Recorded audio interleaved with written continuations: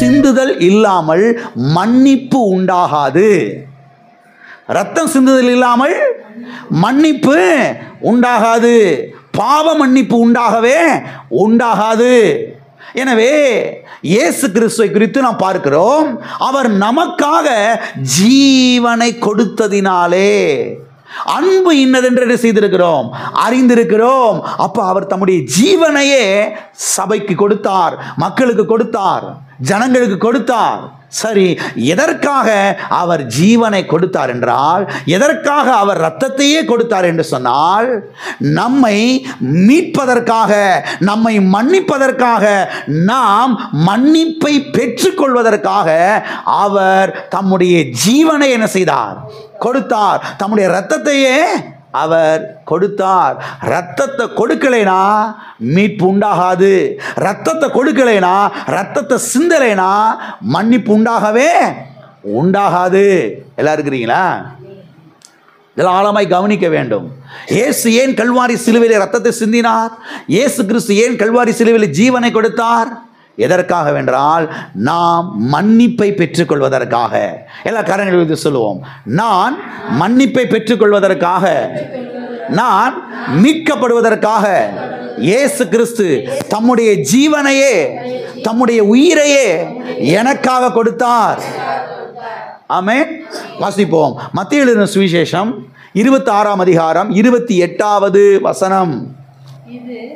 இது பாவ மன்னிப்பு உண்டாகும்படி அநேகருக்காக சிந்தப்படுகிற புது உடன்படிக்கைக்குரிய என்னுடைய இரத்தமாய் இருக்கிறது.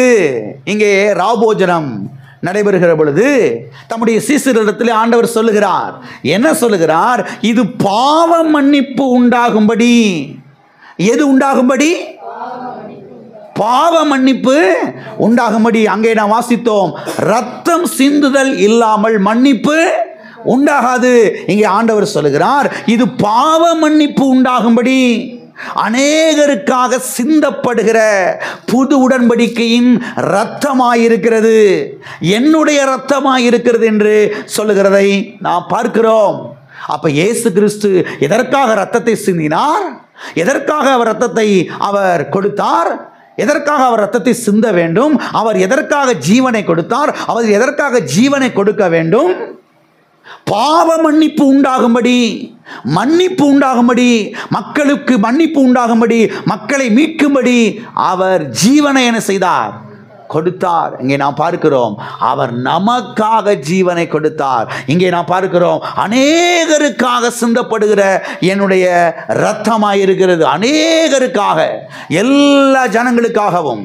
அப்ப ஆண்டவராய் இயேசு கிறிஸ்து முழு மனுக்குலத்துக்காக அவர் ஜீவனை கொடுத்தார். முழு மனுக்குலத்துக்காக அவர் இரத்தத்தை சிந்தினார். கடைசி சொட்டு இரத்தத்தை சிந்தினார். எதற்காக?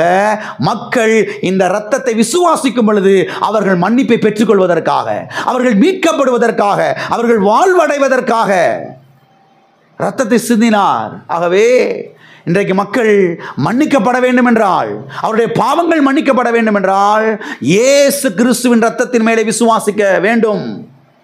இயேசு கிறிஸ்துவின் இரத்தம் பாவமில்லாத இரத்தம், பரிசுத்தமான இரத்தம், தூய்மையான இரத்தம். இன்றைக்கு மனுஷன் பாவத்திலிருந்து மீட்கப்படணும், பாவ மன்னிப்பை பெற்றுக்கொள்ள வேண்டும் என்றால், பாருங்க, இயேசு கிறிஸ்துவின் இரத்தத்தை அவன் விசுவாசிக்க வேண்டும். இயேசு கிறிஸ்து சொன்னார், இது உங்களுக்காக சிந்தப்படுகிற என்னுடைய இரத்தமாயிருக்கிறது.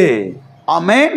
ஆகவே பாருங்க, இன்னைக்கு மனுஷன் பாவத்தை பாருங்க போக்குவதற்காக பலவிதமான பயணங்களை மேற்கொள்ளுகிறதை இன்றைக்கு நான் பார்க்கிறோம்.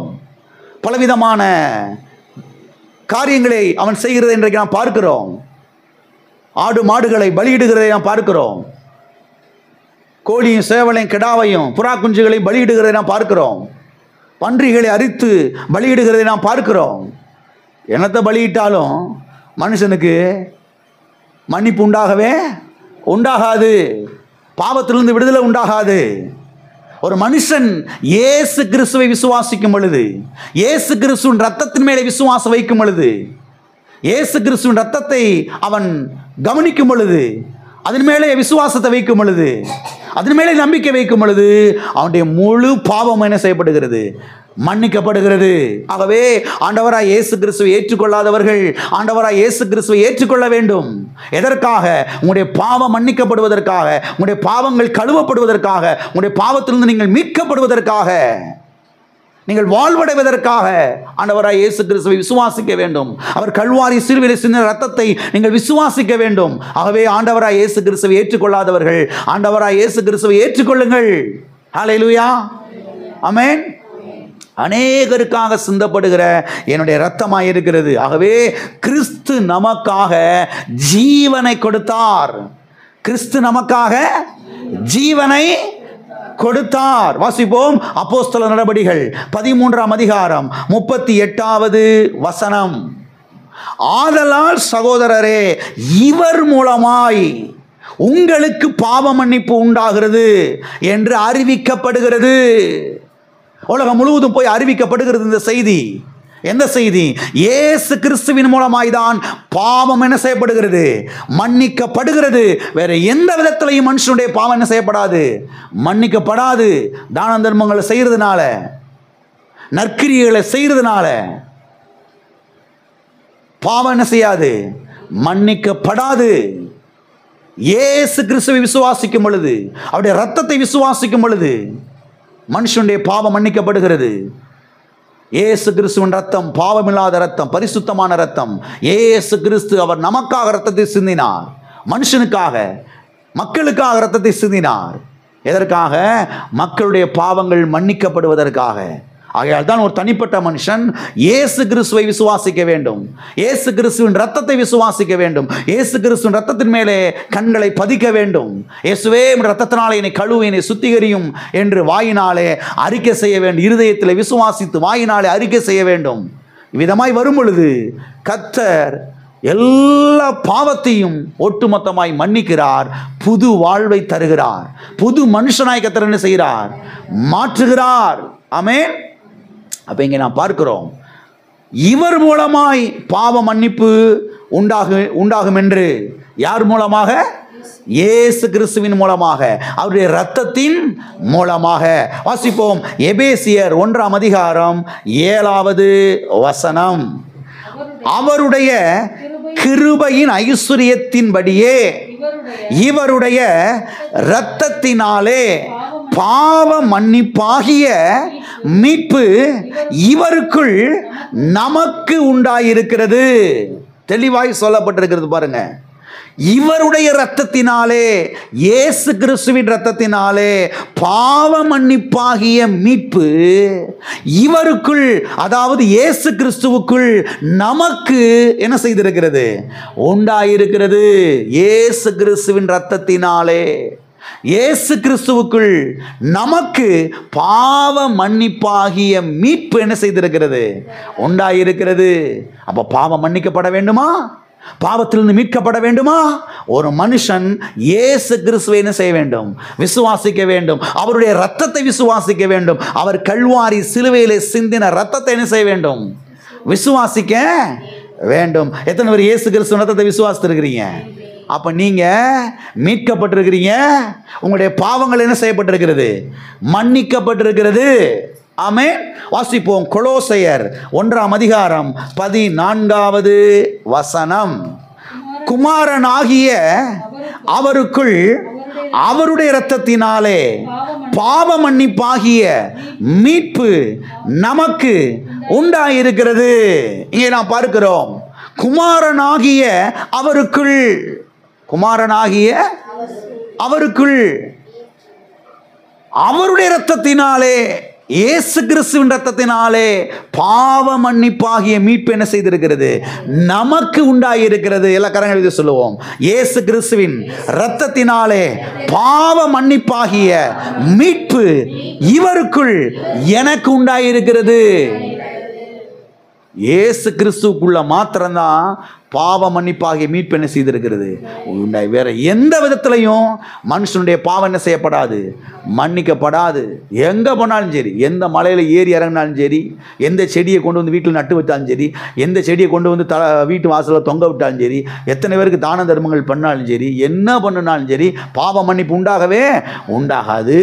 இயேசு கிறிஸ்துவின் இரத்தத்தை விசுவாசிக்கும் பொழுதுதான் அந்த மனுஷனுடைய பாவங்கள் என்ன செய்யப்படுகிறது, மன்னிக்கப்படுகிறது.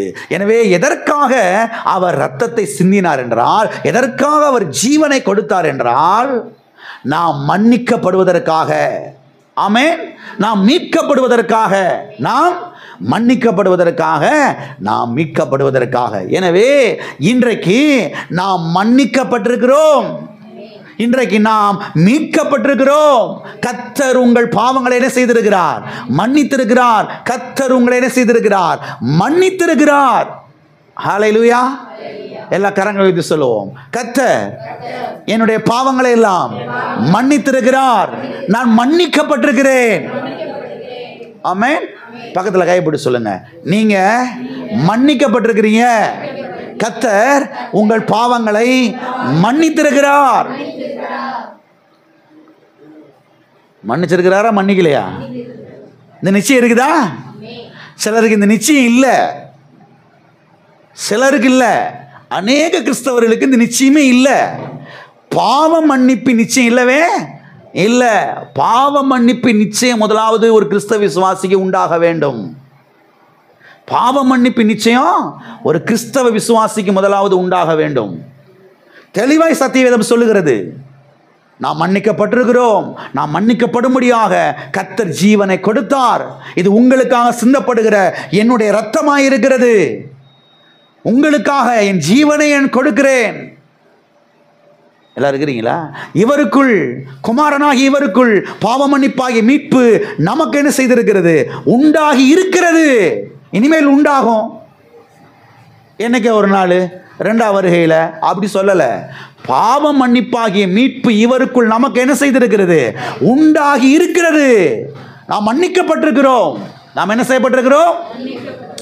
இப்போ இந்த நிச்சயத்துக்குள்ள எல்லாரும் என்ன செய்யணும், வரணும். எதுக்குள்ள வரணும்?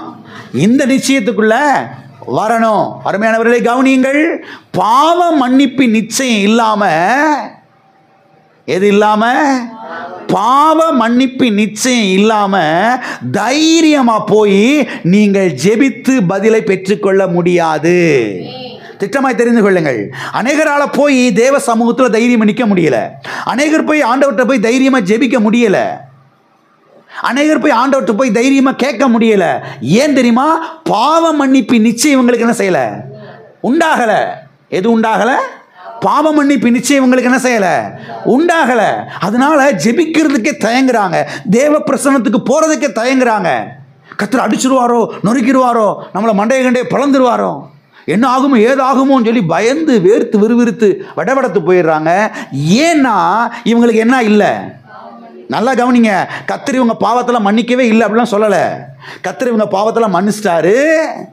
கர்த்தர் எல்லாத்தையும் கழுவி எடுத்துட்டாரு. இவங்க பாவம் மன்னிக்கப்பட்டிருக்குது.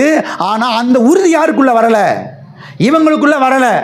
அதனால இவங்க ஜெபிக்கிறதுக்கு என்ன செய்கிறாங்க, தயங்குறாங்க. தேவ பிரசன்னத்துக்கு போகிறதுக்கே தயங்குறாங்க. அருமையான தேவனுடைய பிள்ளைகளை கவனியுங்கள்.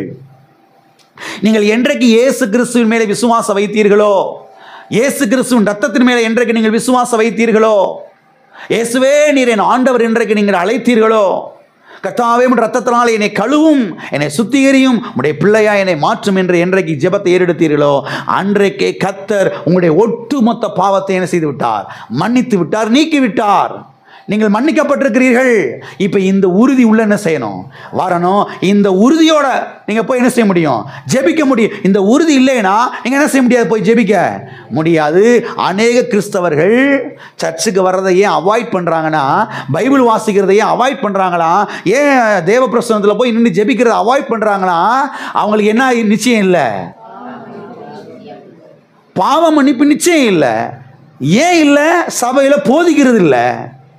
நீ பாவி பாவி பாவி பாவி, இன்னும் நீ சரியாக கழுவப்படலை, நீ இன்னும் சரியாக சுத்தமாகலை, நீ கழுவப்படாத மீன், உன் ஜெபமெல்லாம் பரலோகத்துக்கு போகாது, அந்த கூரையை தாண்டாது.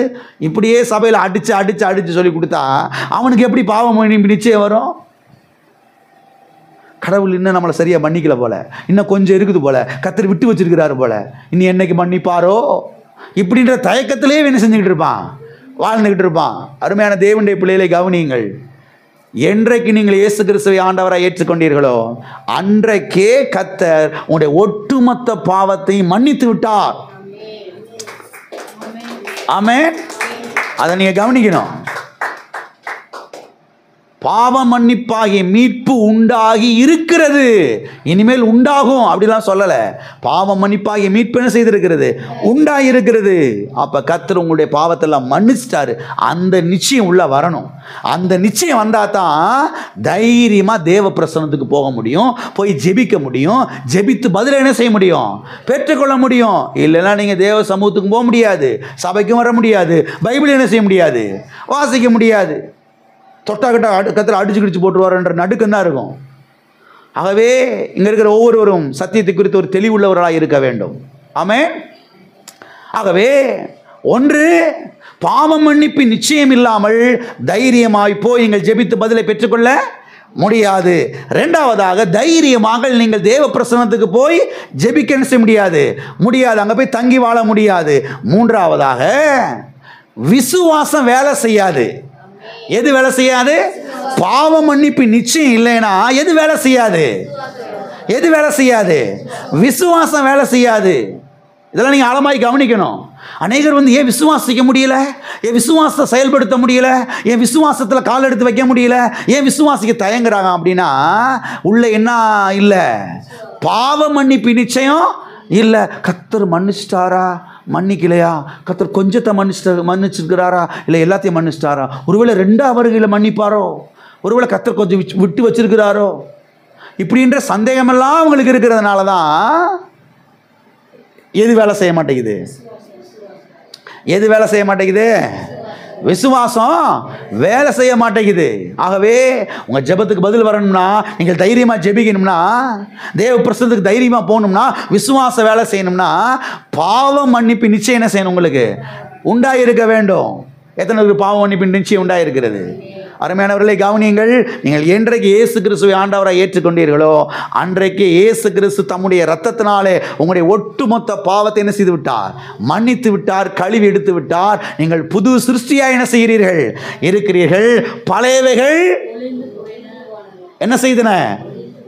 எல்லாம் ஒளிந்து போயின, எல்லாம் புதிதாயின. பழையவைகள் எல்லாம் ஒளிந்து போயின. பழசு கொஞ்சம் ஒளிஞ்சு போச்சு, கொஞ்சம் அப்படியே இருக்குது. அப்படி சத்தியவேதம் போதிக்கல. பழையவைகள் எல்லாம் ஒளிந்து போயின, பழைய எல்லா பாவம் ஒளிந்து போயின, எல்லாம் புதிதாயின. வாசிப்போம் 2 கொரிந்தியர் 5ஆம் அதிகாரம் 17வது வசனம். இப்படி இருக்க ஒருவன் கிறிஸ்துவுக்குள் இருந்தால் புது சிருஷ்டியாயிருக்கிறான், பழையவைகள் ஒளிந்து போயின, எல்லாம் புதிதாயின. ஒருவன் கிறிஸ்துவுக்குள் இருந்தால் அவன் பழைய பாவியாயிருக்கிறான். அப்படி போட்டிருக்குதா?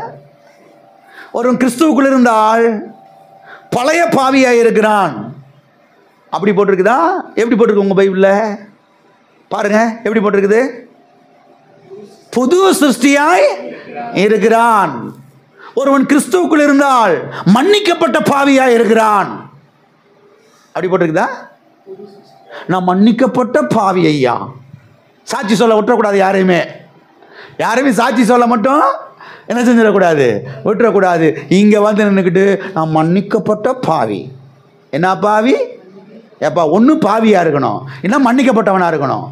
2 கட்டான என்ன செய்யக்கூடாது, இருக்கக்கூடாது.